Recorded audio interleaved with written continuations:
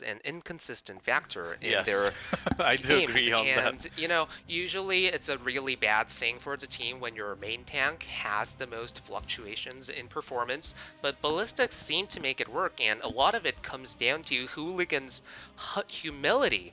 Because I watched the team for over a week, like I watched them scrim every day back when I was at BlizzCon writing articles, and what I found was that all 5 players on that team are so humble. They don't even have a trace of an ego. Like, they listen to each other's calls all the time. They never get mad at each other, even if Hooligan does something absolutely stupid and throws an entire game. They never raise their voices, never has like a quarrel after the game ends. So I really thought that Ballistics signifies what you want your Heroes of the Storm team to be. They're such a adorable group, and Feliz, well, I hope they're having a good time up there. Yep, and well, if there's a spot open, Ballistics, I'm up for it anytime. Well, we're back to standard bans now, with Feliz banning away Abathur instead of the Teathrar, which was a really random ban when you think about it. And Sky Temple, Ballistics, they want to snowball this one out as soon as possible. Ben's Genji went out this time, and Hanzo is open by taking Greymane away from Leaving Feliz. open the Hanzo. Well, let's see if they are willing to. I'm sure they will take the Hanzo and take all the camps away, try to have all that poke. But feels like whenever they pick Hanzo, whenever any team pick Hanzo, they really have to build that front line with very sturdy, lots of times Arthas or even Anubarak now coming in. A lot less ETC, because ETC is I guess lower HP compared to the other ones. I mean, the other team has to be somewhat resilient to poke. The team of the Hanzo sort of has to have a good plan to keep those engagements at bay while the Hanzo continues to poke. So exactly what you mentioned will probably pan out in the latter stages of this draft.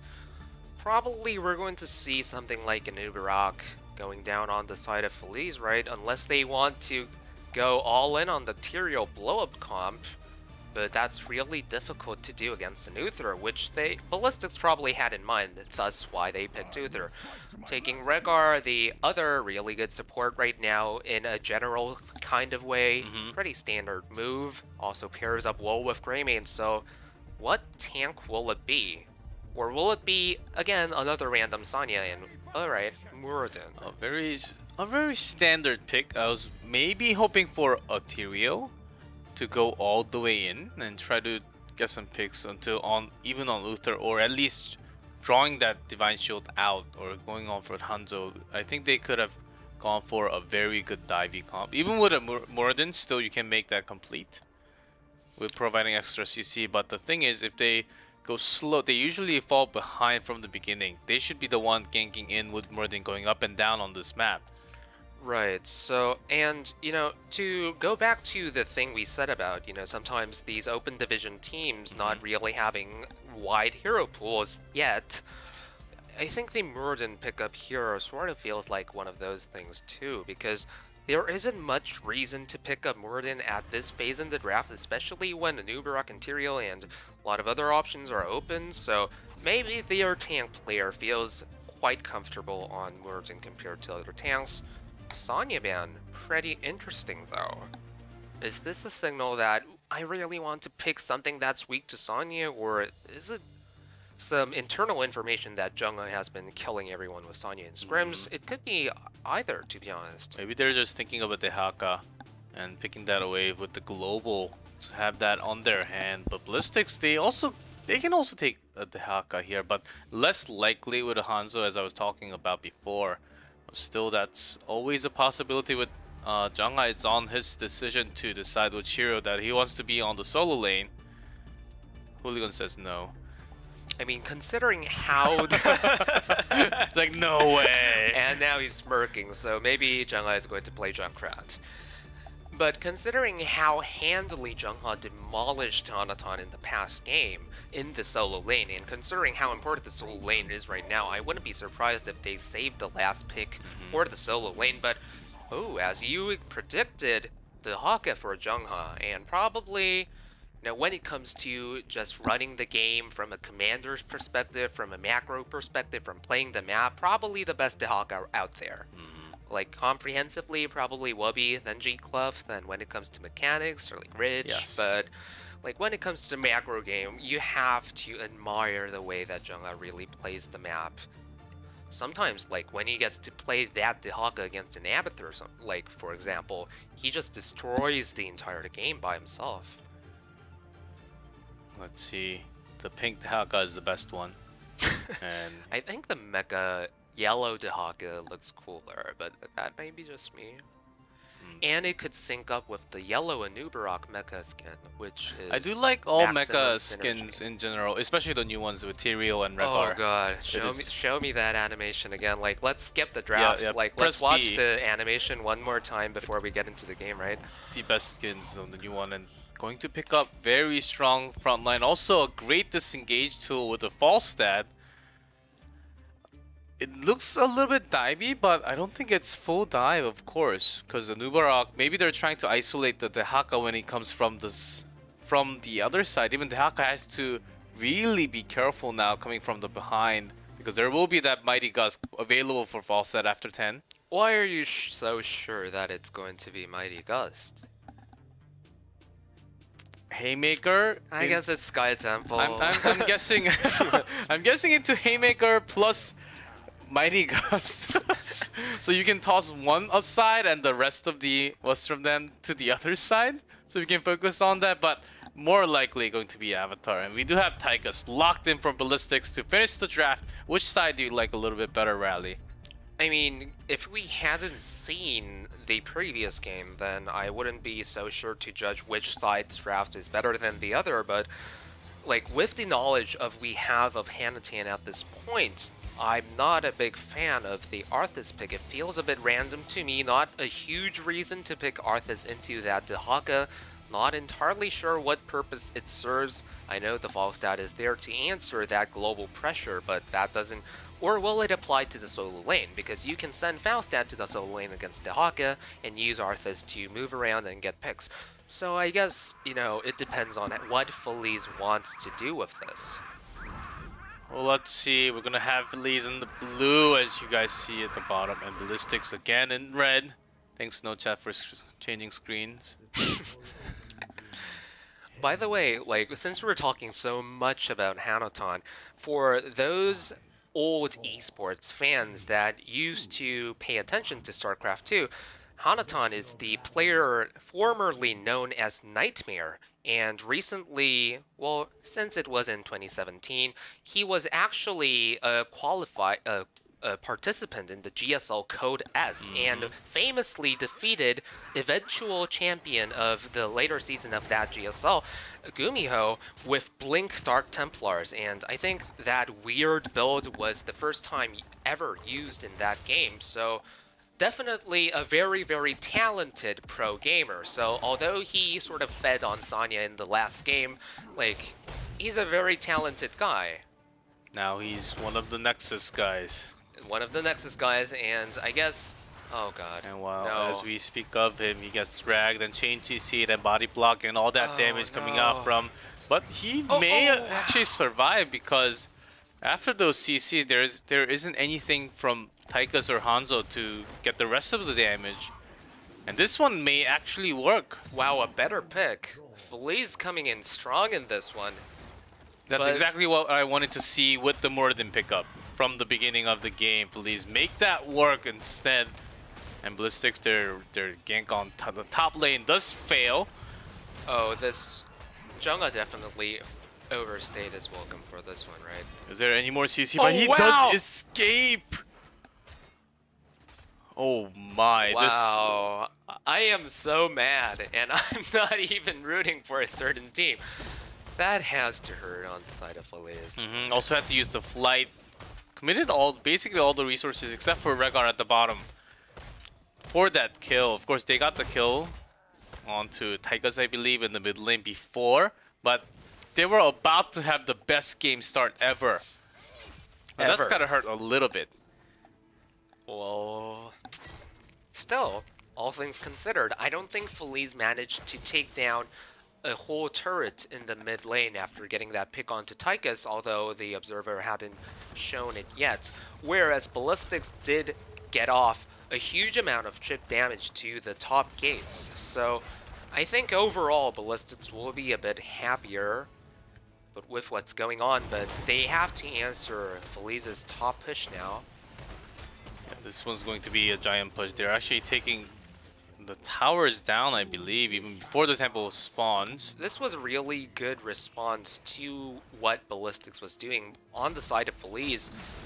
Team fight will likely break out now. 4v4 though. They do have the vision on the side also. OJ was coming along with Hooligan. So no big mistakes or casualties from the top lane as Temple is activated now. Seems like they just want to trade it for now. So I guess the thing is whether you value the top side's front gates more than half of the HP of the bottom fort, because that was the trade that essentially occurred in that, you know, fort race, I guess, if that's what you want to call it. And I don't know, considering how the Sky Temple matches generally pan out, I still think Ballistics got the better of that trade again. But we'll have to see, I guess. Especially since, because Feliz opted to take the mid Sky Temple, right? The mid temple, which essentially renders the chip damage that they got onto Ballistics' top fort meaningless. It doesn't do much at the moment, so... It's not going to balance out the top lane at all, and it seems like they do manage to take it back. It sort of feels like Feliz is doing so many more right things this game and earning a lot of advantages as well, but they're not pushing it forward. They're not capitalizing on the advantages that they have gained, because when they picked off Tychus, they could have made a stronger push on the mid fort and actually got a lot of objectives, structure damage off that, but they didn't. And once they were starting to push top and got a lot of structure damage on the top fort, then they probably should have taken top temple. So slightly confusing decisions coming out from Feliz at the latter end of their plays. Yeah, that's how you snowball the game into a bigger play, the level gap. That's how you create the level gap and snowball into the finish. But seems like Feliz really not a little bit undecisive of which lane they want to prioritize on the pushes. Right, because at the end of the day, structure damage is structure damage, and eventually it will all be advantages as well. But as it stands, Ballistics, huge damage onto the bottom fort, huge damage onto the top fort, and look at Feliz, they didn't really get much except for a lot of front gates, which is cool, but still less cool than what Ballistics have managed to achieve in the early minutes of this game. Let's see, Ballistics still maintaining the lead as Feliz now comes in, and OJ takes way too much damage. Maybe he did not expect all that damage coming out from the minigun. Basically, he was taken down even before he could escape. There's a nice cleanse to save his teammate, but we're already more than dead. Falstad can only soak up some EXP, but this is going to be a fourth down. It really feels like Feliz did not have a lot of experience playing against a minigun Tychus, right? Muradin really does melt if you let Tychus attack you I think Tychus like alone took half of the HP down on Muradin within the next 2 seconds. Right. And I don't know, Feliz is still managing to, you know, keep up very well in this game compared to the last one, where the snowball essentially started at 1 minute 30 seconds. Oh, we do have Dragon Strike locked in, boys. Do you think it makes sense, or do you think it's Ballistic styling on Feliz though? I think it's a very good way of having the very good way of trapping one cocoon and using the laser, a Dragon Drill laser, to actually block them out in a way. And there are lots of small choke points, so I think they can make this work a lot better than yesterday, I think. I guess. And that the fact that they're Ballistics and not some other team. I know, guys, the stream is a little bit laggy at the moment, but we're not playing a slideshow from PowerPoint. It's going on, and they're making their They're really doing their best to fix it at the moment, so bear with us. And so we do you're have, going to have because to we do- have Dragon Strike. It's going to be epic. It may actually be better than the yesterday's one. Here comes the Haka. Oh wow, that This was draws out a cleanse. random cleanse, right? Just pre-cleanse, I would say. Free cleanse for Cleanse for pre-cleanse. yeah. Pre-cleanse for a tongue. That Yes. sounds like a classical music piece. Well, here comes OJ getting tons of damage again. Has to pop that avatar, but that's gonna be on a long cooldown now. But Hanzo is here. I don't And think is this Feliz the want time? to fight this. They don't want to fight this. I can They never do? wait. What They do was want that? to fight, and actually gets cancelled by the Mighty Gust. That was so bad. What was that? What was Greymane thinking? Maybe going in, doing as much damage before he goes down. No, look, they're not a dive comp. Falstad doesn't really have a reliable way to suddenly fly in and, you know, dish out all the damage that Greymane needed for the reset on the go for the throat. It's not like Morden had Haymaker or anything. The rest of the team was actually backing off, right? That Yep, was and also such a the fact that they confusing used the play. Gust means they're not going in, for sure. And that Right. was, I guess, miscommunication between the team. That Dragon Strike actually did his part with zoning out Falstad for the longest time. Actually saved his team. Teammate Hooligan manages to survive that. You know, just because the stream is lagging and it's sort of like a slideshow doesn't mean that you get to lie like that about the efficacy of Dragon Strike. The Dragon Strike did nothing! Let's be real! Well, Falstad kind was of took the bad. damage, 172 damage. It did nothing! It was so bad. I wasn't even going to talk about What the would Dragon you like Strike. to add it to the Dragon Strike? Maybe a slow? No, like, onto it it? has to be much more cooler. Much more cooler? Yeah, because it's not cool enough at the moment. That's That's not why cool it's... enough? I yeah, think that's it's cool why enough. it's not dealing damage, right? Because, you know, in Overwatch, when you shoot Dragon Strike, it covers up the whole screen. When you're getting hit by it, it looks like a tsunami is Then- washing over you, right? You can't see anything else. And, you know, in Heroes, obviously, not very cool at all. I so think it's the Dragon pretty cool, but- Strike has to fill up your entire screen when you're getting it. Oh man, but right another Greymane picked off. And few more, it seems like after Cocoon wears off, Rhaegar will be the one going down also. Didn't need the Dragon Strike here, but I'm a big fan. But I'm a big fan of Dragon Strike. Maybe a little more damage, maybe a slow added to it. I think that would be a maybe a good addition to the heroic there. I would also like to voice my admiration for Ballistics for not using any sprays while waiting for the cocoon to end. That was very noble of them. Because that's what you do when you're waiting for the cleanup kill from a cocoon, right? Everyone sprays. Everyone sprays and don't do a thing. Just let that let that enemy walk out. That's exactly. But Feliz, just everything is getting ripped apart. All the temple shots are going directly to the keep now. 3 levels apart. Entire talent apart here. It's pretty disheartening how quickly Feliz fell apart after that disastrous engage from Frankel in the mid lane, right? Until then, they were holding up really, really well in this game, making a lot of strategically bad decisions, sure, but still keeping up in levels, you know, being in the game, everything was going sort of okay, but then one bad team fight and it's like their entire morale is crushed. Like, they're suddenly making all the wrong decisions. The team seems to be falling apart. Yes, after game 1, I think it did start, but at the beginning they really tried for the ganks. I think the second one onto the Hakajonga magically escaped that. I think that was the one. Maybe that could have been the turning point, but here they're trying to get once more. Here comes the cleanse. They're trying to turn this around into a kill onto Greymane again and again.